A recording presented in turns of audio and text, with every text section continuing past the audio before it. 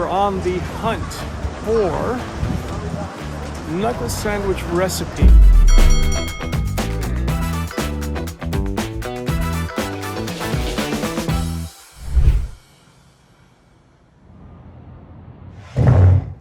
So, have you heard of the expression, I'm gonna give you a knuckle sandwich? Got me thinking, between rounds 8 and round 9, I'm getting hungry. Wouldn't a knuckle sandwich be an interesting thing to eat?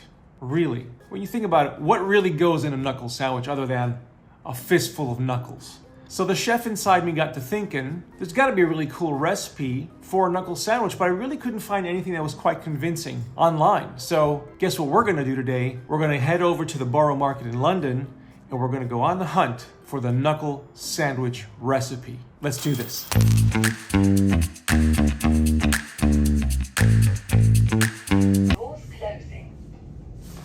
Doors closing. Elevator's already going down.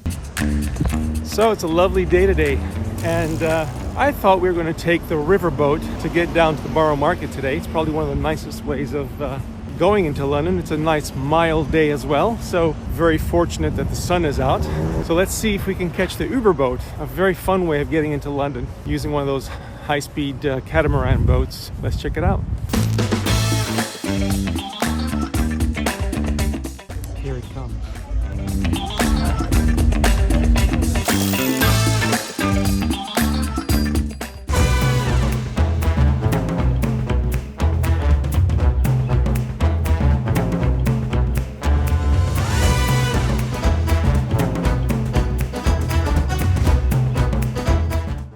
Thank you. Thank you. You're welcome.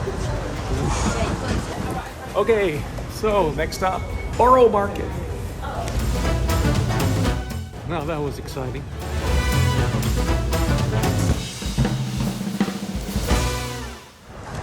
So here we are, Borough Market. We're on the hunt for knuckle sandwich recipe, and I wonder if I'm going to be able to find some nice ingredients to go with that today. Maybe ask a few people what they think is in a knuckle sandwich. Can I ask you a question? I'm recording a YouTube video. You're a chef? Yes. All right. What would you put in a knuckle sandwich? Let's say you wanted to make tuna, salmon tuna. lobster, Okay. All right. Thanks very much, mate. Appreciate it. All right. There you go. Salmon, fish, tuna. Let's go for another one. Hi there. Hello. I'm trying to make a knuckle sandwich. A recipe for. There you go. There you go. I love it. What kind of meat would you put in a knuckle sandwich? I was thinking braised pork. Pork. Beef? Not knuckle sandwiches are common. I know, but if you had to make it into a sandwich, what would you put in it? Cheese. Cheese, yeah? Sauerkraut. Oh, I like that. I like that. All right, thanks very much. Appreciate it. Okay, so the knuckle sandwich seems to be going very well these days, but you see it's much of a euphemism, I guess. Let's see what the butcher has to say. What kind of meat would you use? Probably starting off with a knuckle end, maybe a bit of shin, something like that. Right. For it. But yeah, you'd want to cook that down for like a good couple hours at least. Yeah. Make sure you get all that flavour. You braise it low and slow, Braise it. yeah? Lovely. That sounds perfect. Thank you very much. Appreciate it. All right, that was a very good constructive bit of feedback from the local butcher at the Borough Market. And the one lady also said sauerkraut would be a very good option, and I totally agree. My buddy Nerden up in Sweden actually said that sauerkraut would actually give that extra bit of crunch, and I totally agree. In addition to which, sauerkraut also provides that extra bit of vitamin C, which is great for the immune system. So let's look for some more ingredients.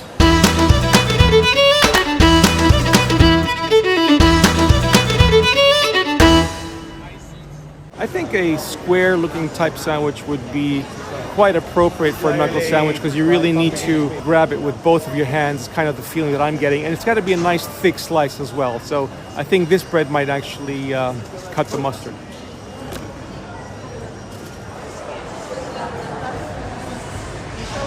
Look what I found. Raclette cheese in London. Amazing. And I know Yumi's raclette because I've also seen it in Switzerland. Might disappoint you, but unfortunately it's not going to cut it for our knuckle sandwich.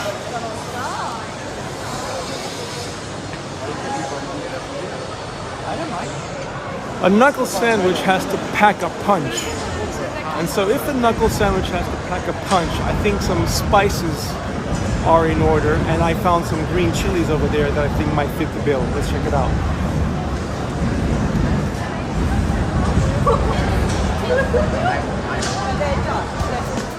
Lovely.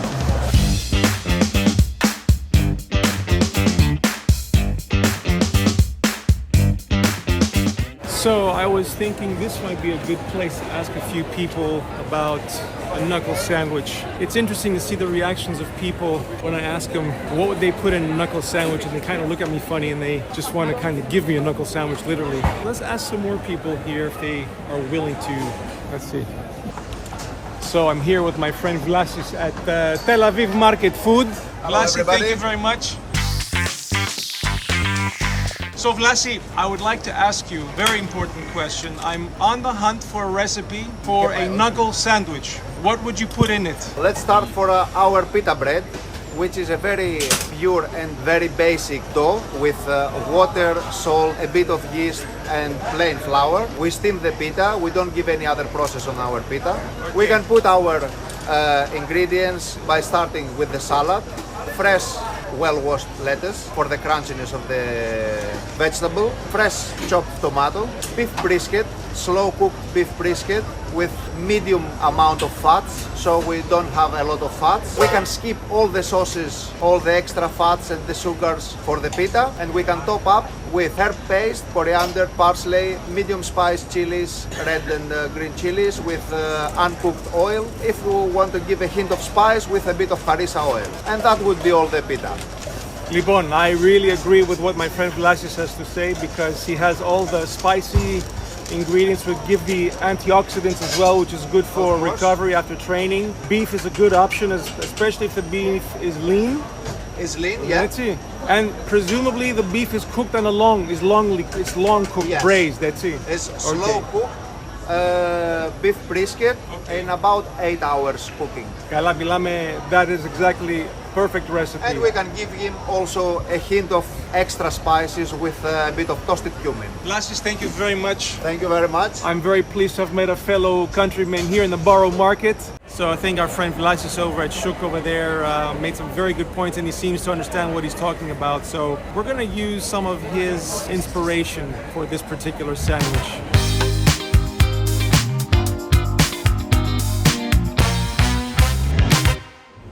I think I would definitely go for a sourdough bread. You know, sourdough bread is naturally fermented and it's very good for your gut. It's one of the very few things that are good for your microbiome, and it will keep you full for a long time, and it will give you lots of good energy and lots of nutrients. Goat and sheep feta. In Greece, we don't really use cow's milk, so goat and sheep is our milk used for our cheeses. Yeah. Very good source of fat and a bit lighter than cow's milk. Some Greek oregano to fragrate it. And I would also drizzle a little bit of olive oil as well on the sourdough bread before, and you can have it toasted or not toasted. I think it would work both ways. I think I would keep it simple like that. Okay, Mariana, thank you very much. So this is my new friend Mariana, and she knows her stuff. Bravo, Mariana, ευχαριστώ πάρα πολύ. Να είσαι καλά. Ευχαριστώ. Ευχαριστώ, κορίτσια.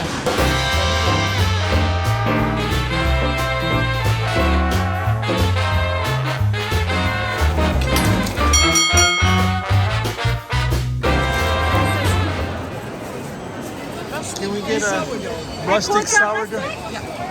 Do you like it when it's really crusty, well cooked, or do you prefer a bit lighter one? A bit lighter one, yeah. And there we go. And there we go. Thank you so much.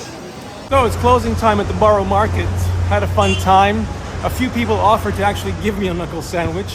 So, you know, I needed to kind of draw the line and not overstep. But it was very nice to meet some of the Greek merchants who are selling some very interesting products, and I think I was very much inspired by the ideas that came out of the couple questions that I asked. So into the kitchen we go. Let's do it.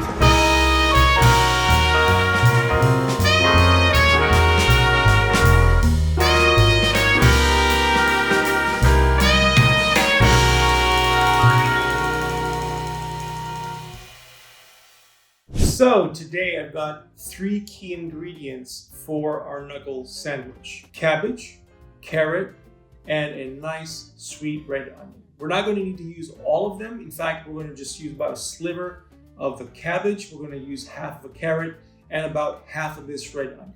In addition to that, the foundation, the bedrock of the knuckle sandwich, and that is this beautiful quarter loaf of sourdough bread, a rustic style with a mixture of different flours in there. And why I like sourdough is because it's got that stretchy content inside.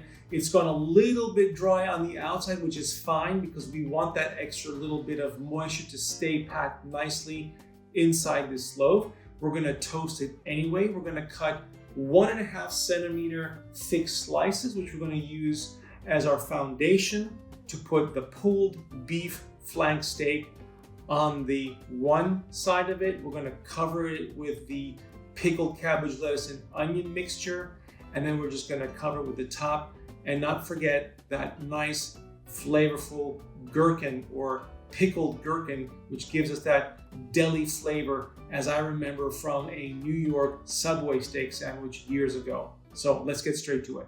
So first, let's get started by preheating the oven to 220 degrees, air assisted and grill. Next, let's go ahead and start making our pickle. We're going to shred the cabbage, carrot, and the onion. We're going to place it in a bowl, and we're going to drizzle with a little bit of vinegar, then just let it rest while we do all the other prep. Moist pieces of sourdough bread. I'm going to put this to the side. It came out a little bit too thick for my taste, but this here is perfect. So that's going to go into the oven now.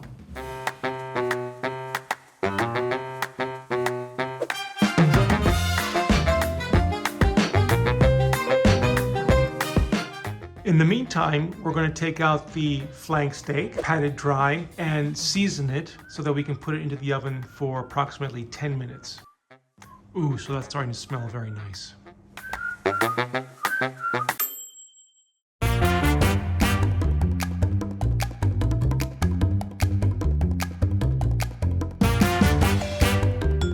Okay, so now we're just gonna let this bread rest for a little bit, and then simply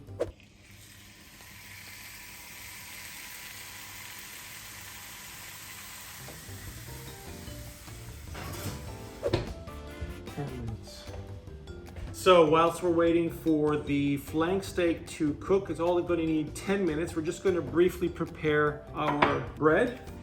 We're going to take some Dijon mustard, and we're going to use about, just spread it nicely,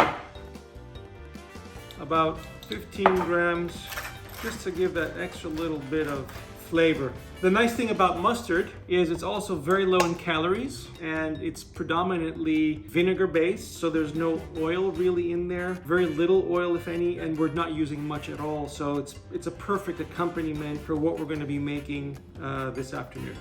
Okay, it looks ready. Let's great, lovely, nice. That looks good. Now we just gotta let it rest.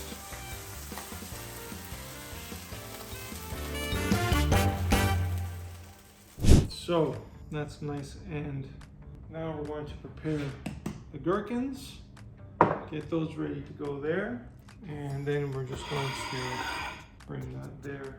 So what you can see here are the juices of the flank steak coming off of the meat, so that means it's resting.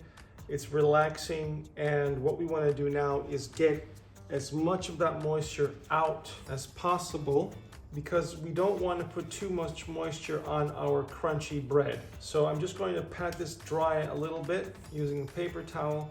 You can see the meat is nice and still a little bit wobbly, which means it's nice and firm. And if it's a little bit on the rarer side, that's okay, because the juices are still cooking. So what we're going to do now is simply, we are now going to cut along the grain.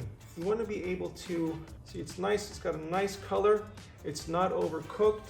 And we're going to cut along the grain because it's easier to pull that way. So when we put it on the sandwich, you don't have a problem biting into the meat. So we're just kind of like finely shredding it, if not pulling it. And ideally, I would let it rest a little bit more because it's just a little bit hot to handle when it's still fresh out of the oven. But you can see how nice the meat looks. It's got this roast beefy look to it, and yet it's still nice and juicy. And that's gonna go lovely on our sandwich. I'm just gonna cut into it a little bit more because we want to make it as easy as possible to eat. And in fact, I'm going to put some of these pieces to the side. I want to have a little bit more of that roast beefy texture. So I'm just gonna chop the meat a little bit more. There you go. And just for the purposes of keeping it crunchy, I'm still going to absorb a little more of those juices just for the sandwich's sake. And now we're going to use a little bit of horseradish. Horseradish is a lovely accompaniment when it comes to meat. This is no exception. You don't need much, just a little bit for that extra little bit of fire. We just mix it in a little bit. The next thing we want to do is place the bread nicely here. And now we're going to just transfer that over there. We can use our fingers. It's not so hot anymore. Just place the meat across the sandwich like this, making sure we have all of it nicely. And now I'm just going to transfer the sandwich back here. Rinse off the plate for presentation.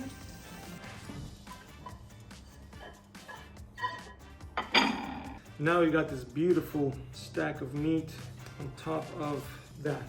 So the next thing we're gonna do is we're going to put this, we're just gonna drizzle that on top of there. We're going to empty the juice, give it another nice mix, and now we just gently cover the sandwich with our mix of slaw.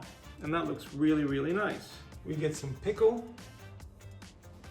place it nicely on top.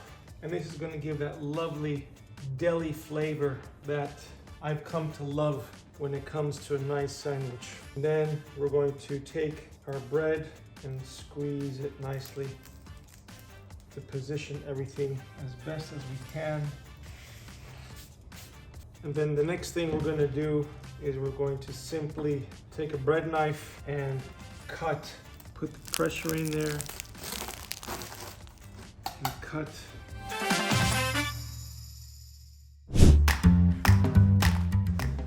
So there you have it, our knuckle sandwich. It packs a punch. It's crispy, it's got the antioxidants, it's got the vitamins, it's got the carbs, the protein, and the fiber, all as low in calories as possible. No fats, or actually very, very little fats for when it's already inside the meat, and a little bit in the mayo, the slaw as well. It smells good, it looks delicious, and I'm gonna go right in and sink my teeth into it. Let's give it a go.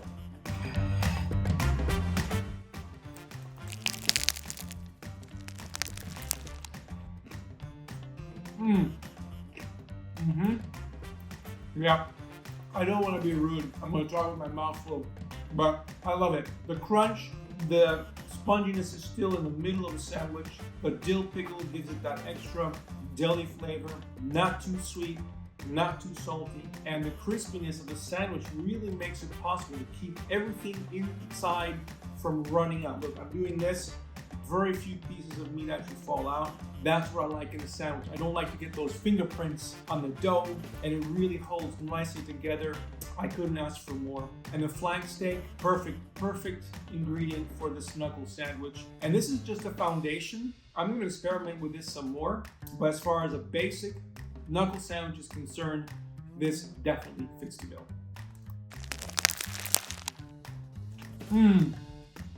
The crunch is definitely there. Try this out for yourself. Let me know what you think. The ingredients for the recipe is in the description box below. Leave me your comments. In the meantime,